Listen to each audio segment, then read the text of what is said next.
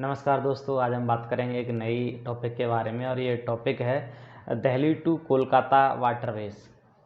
Waterway in India एक आज के समय में नया कॉन्सेप्ट उभर कर सामने आया है। पिछले लगभग एक दशक से इस पर चर्चा चल रही है। एक दशक नहीं बल्कि 2 दशक पुरानी ये चर्चा है। लेकिन जब से नई सरकार बनी है तब से इस मामले में कुछ ज़्यादा ही प्रोग्रेस करने की संभावनाएं बनी है। Specially thanks for our news जो मिनिस्टर साहब हैं नितिन गडकरी साहब, जिन्होंने इस बारे में कई बार बयान दिया है कि भारत में वाटरवेज डेवलप करने की आवश्यकता है। एक्चुअली ये डिमांड 10-15 साल पहले भी उठी थी और तब से बहुत सारे बिजनेसमैन ने इसमें डिमांड किया कि भारत में वाटरवेज डेवलप किए जाएँ।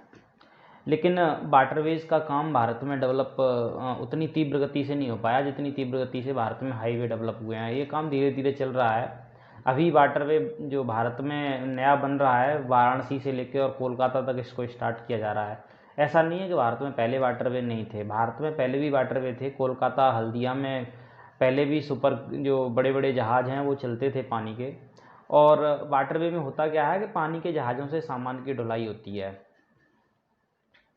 वाटरवे का फ़ायदा क्या है? वाटरवे से जो कोई भी सामान की ढुलाई होती है, उस ढुलाई पर जो खर्च आता है वो सड़क मार्ग से आने वाले खर्च का बहुत ही कम होता है। ऐसा माना जाता है कि 25 पैसे पर किलोमीटर का खर्च आता है केवल वाटरवे से अगर कोई ढुलाई करते हैं। वाटरवे से जैसे समुद्र मार्ग से ढुलाई होती है सामान की, उसी तरह से इनलैंड वाटरवे अगर बना दिए जाएँ सभी नदियों में तो उनसे ढुलाई हो सकती है। भारत में क्या है, नदियाँ बहुत हैं। अब मैं स्पेशली बात करूँगा दिल्ली से लेकर और कोलकाता वाटरवे की।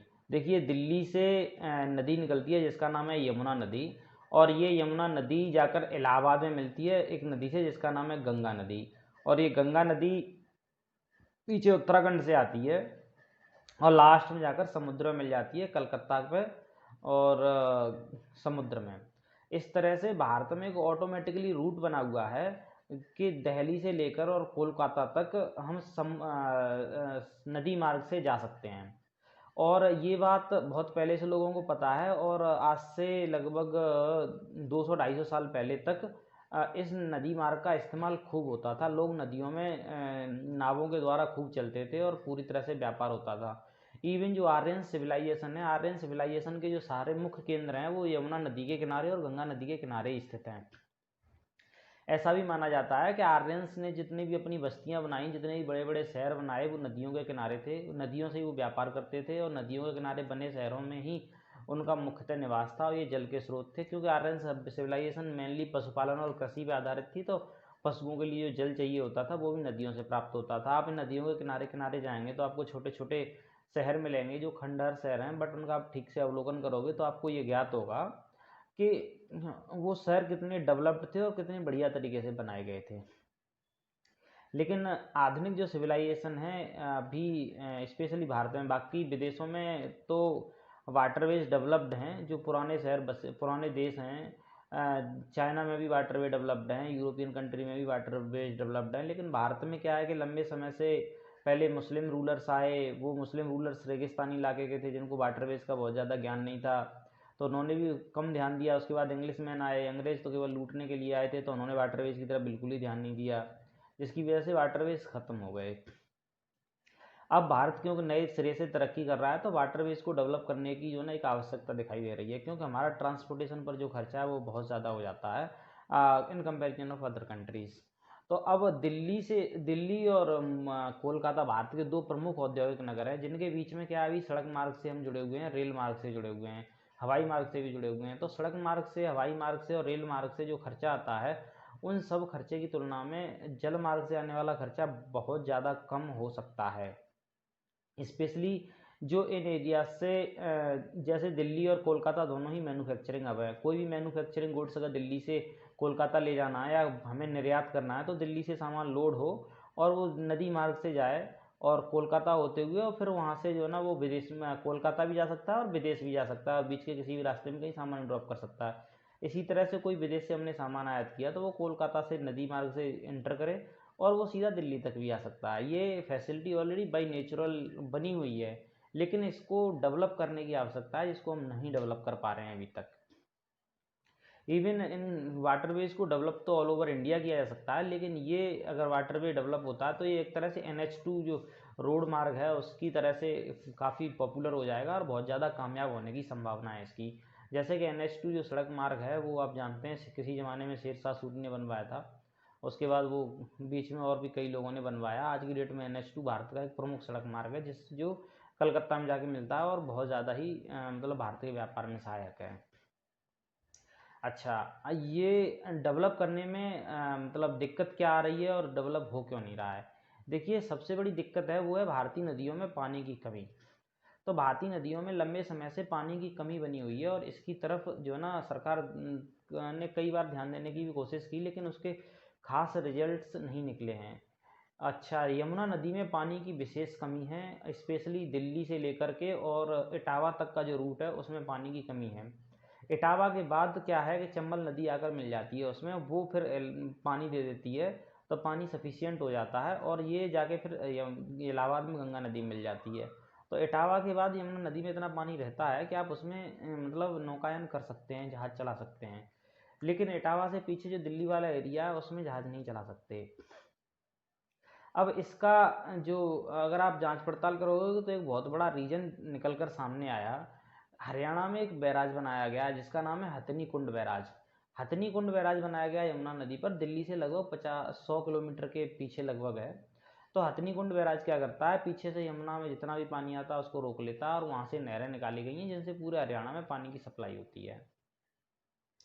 अब हथनी कुंड बैराज तक पानी तो रहता है, लेकिन हथनी कुंड बैराज के बाद फिर पानी बिल्कुल उसमें आता नहीं है, बहुत ही कम पानी आता है और जिसकी वजह से ही मतलब जो है ना यमुना में पानी ख़त्म हो जाता है।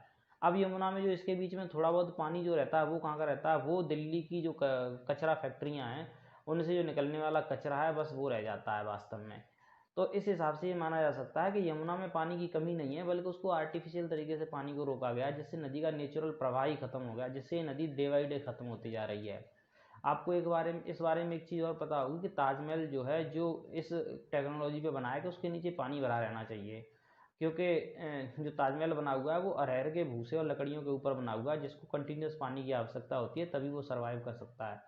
अदरवाइज अभी की जो रिसर्च है उसके हिसाब से वो करीब 2 या 2.5 इंच पर ईयर नीचे जा रहा है ज़मीन में, और मतलब आगे चल के कुछ 100 साल बाद हो सकता है वो गिर भी जाए। गवर्नमेंट इसके प्रति बहुत ज़्यादा चिंतित है, सुप्रीम कोर्ट NGT बहुत सारे एक्शंस ले रहे हैं, लेकिन जो मेन रीजन निकल कर सामने आ रहा है हथनी कुंड बैराज वाला, इसकी तरफ अभी तक बहुत कम ध्यान दिया गया है। वहाँ से जब पानी छोड़ा जाता है तो नदी में सफिशियंट पानी रहता है। दिल्ली इसके पीछे कई बार ऑब्जेक्शन उठा चुकी है कि हथनी कुंड बैराज को जो ना रेगुलेट किया जाए और वहाँ से रेगुलर पानी छोड़ा जाए, जिससे दिल्ली में यमुना नदी में पानी की समस्या को ख़त्म किया जा सके।